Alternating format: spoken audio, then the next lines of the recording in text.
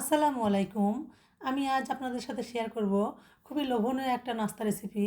এই নাস্তাটা কিন্তু দেখতে যতটা সুন্দর, খেতেও কিন্তু অসম্ভব মজা হয়। তো প্রথমে এখানে আমি 3 পিস মুরগির মাংস পরিষ্কার করে ধুয়ে নিয়েছি। এখানে আমি বড় সাইজের 3 পিস মাংস নিয়েছি। তারপর আমি মুরগির মাংস শিলপাটায় থেতলে করে নিব। এভাবে থেতলে করে নিলে কিন্তু মাংসের ভিতরে মশলাটা ভালোভাবে ভিতরে যাবে আর খেতেও ভালো লাগবে। তো এভাবে আমি সবগুলো মাংস থেতলে করে নিব।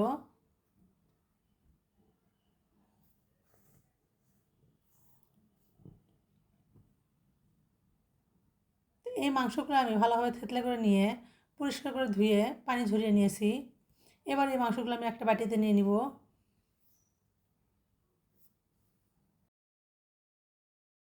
এরপর আমি এখানে দিয়ে দেবো স্বাদ মতো লবণ, হলুদের গুঁড়া, মরিচের গুঁড়া,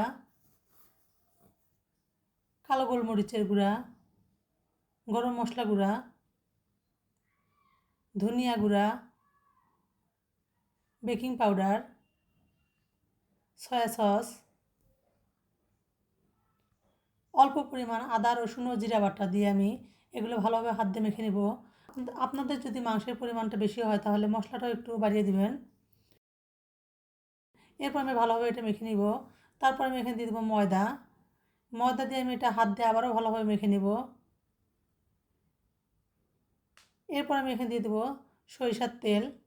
সরিষার তেল দিয়ে ভালোভাবে মেখে নিব যাতে মশলাগুলো ভালোভাবে মাংসের গায়ে মিশে যায়। তোমার মাখা হয়ে গেছে। এবার একটা ফ্রাই প্যানে আমি পরিমাণ মতো সয়াবিন তেল দিয়ে তেলটা হালকা গরম করে নিব আমি। তারপর আমি এখানে মেখে রাখা মাংসগুলো দিয়ে একদম মাঝারি আছে এগুলো আমি ভেজে নিব।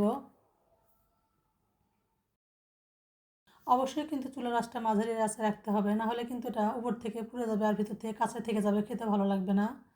তা আমি বেশ খানিকক্ষণ এভাবে উল্টে পাল্টে নাস্তাগুলো ভেজে নিব।